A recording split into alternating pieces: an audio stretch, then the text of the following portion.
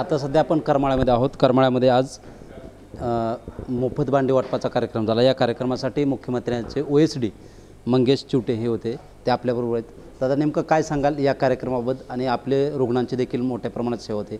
आतापर्यंत किती रुग्णांना याचा लाभ आणि किती रुपयांपर्यंत लाभ मिळाला आहे? नक्कीच सुरुवातीलाच मला सांगायला आनंद होतो आहे की राज्याचे संवेदनशील मुख्यमंत्री एकनाथजी शिंदेसाहेब यांच्या नेतृत्वाखाली गेल्या 2 वर्षांमध्ये मुख्यमंत्री वैद्यकीय सहायता निधीच्या माध्यमातून जवळपास 285 कोटी रुपये वितरित करण्यात आलेत आणि यामुळे दुर्धर आजारांनी ग्रस्त असलेल्या 235,000पेक्षा अधिक रुग्णांचे प्राण वाचलेत। आपण माझ्या पाठीमागे बघत असाल, हे जे डायलिसिस चालू आहे, अशा डायलिसिस रुग्णांना देखील मुख्यमंत्री सहायता निधीतून प्रत्येकी 50,000 रुपये वार्षिक अर्थसहाय्य करण्यात येतं। अशा दुर्धर आजारांनी ग्रस्त जे कोणी म्हणून रुग्ण आहेत, मग किडनी ट्रान्सप्लांट असेल, लिव्हर ट्रान्सप्लांट असेल, अगदी कॅन्सर असेल, अँजिओप्लास्टी बायपास सर्जरीचे रुग्ण असतील, या सगळ्यांच्यासाठी हा मुख्यमंत्री वैद्यकीय सहायता निधी उपलब्ध करून देण्यात येतो।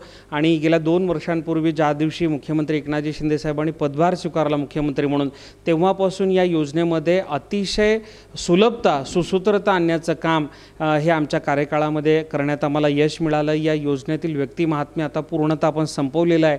मुख्यमंत्री वैद्यकीय सहायता निधी योजनेतून अर्थसहाय्य मिळवण्यासाठी आता कोणाच्याही ओळखीची आवश्यकता नाही, ना आमदार खासदार।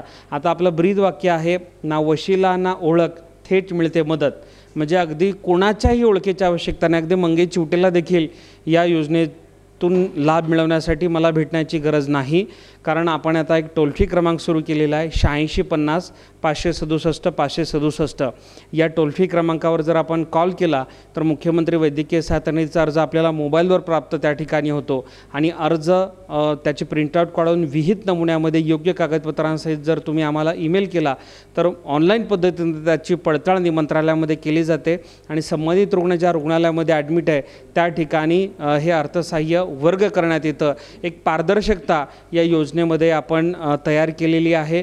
1 ऑगस्टपासून मला सांगायला आनंद होतो की एक मोबाईल ॲप्लिकेशन पण मुख्यमंत्री सहायता निधीचं आपण लॉन्च करतो आहे। आता मोबाईलच्या ॲप्लिकेशनवरच आपल्याला मुख्यमंत्री सहायता निधीचे सगळे डॉक्युमेंट अपलोड करायचे आहेत, अर्ज अपलोड करायचा आहेत आणि अर्ज अपलोड झाला, योग्य डॉक्युमेंट अपलोड झाल्याशिवाय अर्ज स्वीकारला जाणार नाही।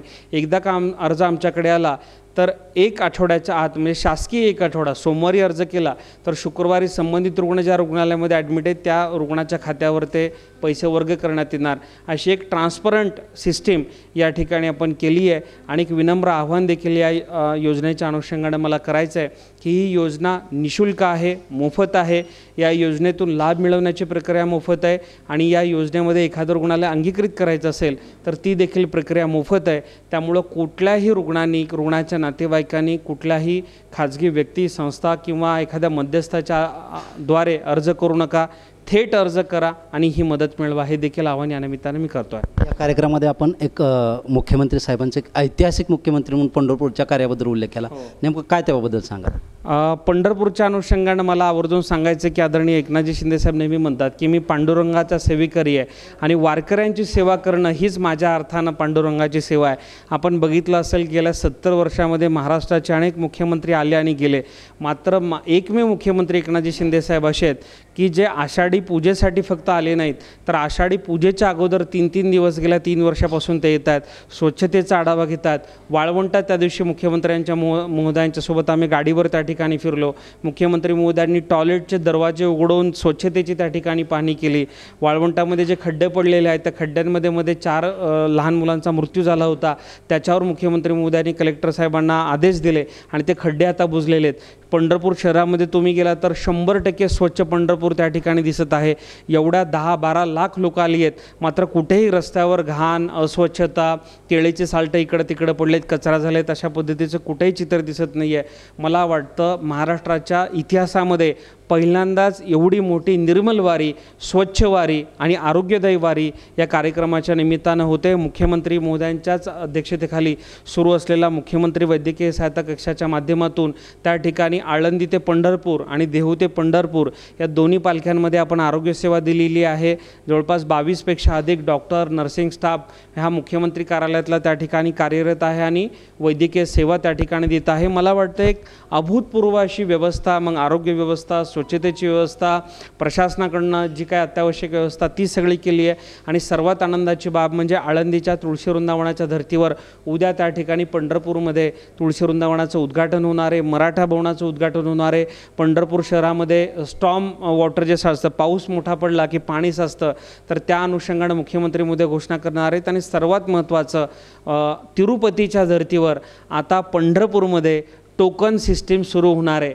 कार्तिकी एकादशीपासून प्रत्येक वारकरी बांधवाला टोकन दिलं जाणार आहे, जेणेकरून त्याला रांगेत त्याला टोकन नंबर आल्यावर कळेल की बाबा त्याचा 18 तासाने नंबर आहे, दुसऱ्या दिवशी नंबर आहे, जेणेकरून तो त्या दर्शन बारीमध्ये उभा राहतो 16 तास 18 तास, तो त्याचा वेळ वाचेल आणि त्याची जी ससे होलपट होते एवढ्या गर्दीमध्ये उभं राहायचं, मग त्या ठिकाणी प्रसादन करायला जायचं असेल, इकडे तिकडे जायचं असेल तर वारकरी बांधवाला अडचण येते. आणि म्हणून कार्तिकी एकादशीपासून महाराष्ट्रामध्ये पहिल्यांदा तिरुपतीच्या धर्तीवर पंढरपूरमध्ये देखील टोकन सिस्टीम सुरू होणार आहे. मला वाटतं एक ऐतिहासिक निर्णय एकनाथ शिंदे साहेबांनी ह्या वारकऱ्यांच्यासाठी घेतलेला आहे.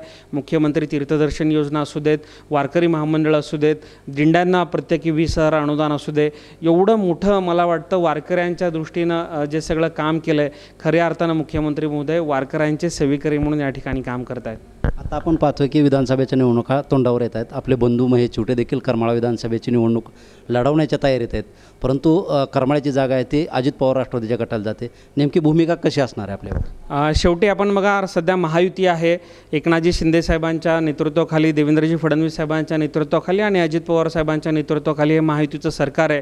आणि महायुतीमध्ये ज्या पक्षाच्या वाट्याला येईल त्या पक्षाचा उमेदवार निवडून आणण्याची जिम्मेदारी हे माझे मोठे बंधू महेश चिवटे हे निभावतील, हा मला विश्वास आहे. राजकीय क्षेत्रात काम करत असताना प्रत्येक कार्यकर्त्याला वाटतं की निवडणुकीला संधी मिळाली पाहिजे, त्यामुळे त्यांची देखील इच्छा आहे विधानसभा लढवायची, त्यांनी पक्षाकडे तशी मागणी केली आहे. मात्र जागा ही शिवसेनेला, शिंदेसाहेबांना सुटते, अजित पवार गटाला सुटतं की भाजपला सुटते, यावर त्या सगळ्या गोष्टी निर्भर असतील. पण एवढं मात्र नक्की आहे, जो कोणी या ठिकाणी महायुतीचा उमेदवार असेल तो 100% या ठिकाणी विक्रमी मताधिक्याने निवडून येईल. कारण एकनाथजी शिंदेसाहेबांचे हात बळकट करण्यासाठी, पुन्हा एकदा शिंदेसाहेबांना मुख्यमंत्री करण्यासाठी एक एक आमदार आपल्याला या ठिकाणी महत्त्वाचा आहे. आणि म्हणून करमाळ्यातून जो कोणी आमदार होईल तो महायुतीचा या ठिकाणी 100% होईल. आता आपण पाहतोय की प्रवक्त्या जे होते ज्योतिताई वाघमारे यांनी सांगले पुन्हा एकदा मुख्यमंत्री एकनाथ शिंदेंना करायचं आहे. याबाबत अजित पवारांचा राष्ट्रवादी गट असेल, भाजप गट असेल, याला सहमत आहेत का? नाही, आता बघा, महायुतीच्यामध्ये 3 पक्षांचं हे सरकार आहे. आम्ही शिंदेसाहेबांच्या समर्थक आहोत, त्यांच्यासोबत काम करणारे कार्यकर्ते आहोत. आम्हाला साहजिकच आहे वाटणं की एकनाथजी शिंदेसाहेब 5 वर्ष मुख्यमंत्री राज्याचे पुन्हा एकदा व्हावेत. देवेंद्र फडणवीस साहेबांचे जे सगळे भाजपचे कार्यकर्ते आहेत त्यांना वाटतं की आदरणीय फडणवीस साहेब मुख्यमंत्री व्हावा. तसं अजितदादा गटांचे जे सगळे समर्थक आहेत राष्ट्रवादीचे कार्यकर्ते, त्यांना वाटतं की अजितदादा पवारसाहेब मुख्यमंत्री व्हावं. आणि त्याच्यामुळं आपापल्या पक्षाच्या कार्यकर्त्यांना, महत्त्वाच्या पदाधिकाऱ्यांना, नेत्यांना आपापला नेता हा मुख्यमंत्री व्हावं हे साहजिकच आहे. त्याच्यामुळे प्रत्येकाची ही इच्छा असली तरी मला वाटतं हा वरिष्ठ स्तरावर निर्णय होईल. आणि याच्यामध्ये काही गैर नाही आहे. राजकीय सगळ्या पक्षाचे पदाधिकारी किंवा जे सगळे कार्यकर्ते आहेत, ज्याला त्याला आपला नेता राज्याचा मुख्यमंत्री व्हावा असं वाटणं मला वाटतं की हे स्वाभाविक आहे. नक्कीच हे होते मंगेश चिवटे यांनी आपल्याला याबाबत त्यांची ही जी प्रतिक्रिया आहे ते दिलेली आहे. कॅमेरामन हर्षवर्धन गाडेसह चित्रकुमार मोटे, TV9 मराठी, करमाळा.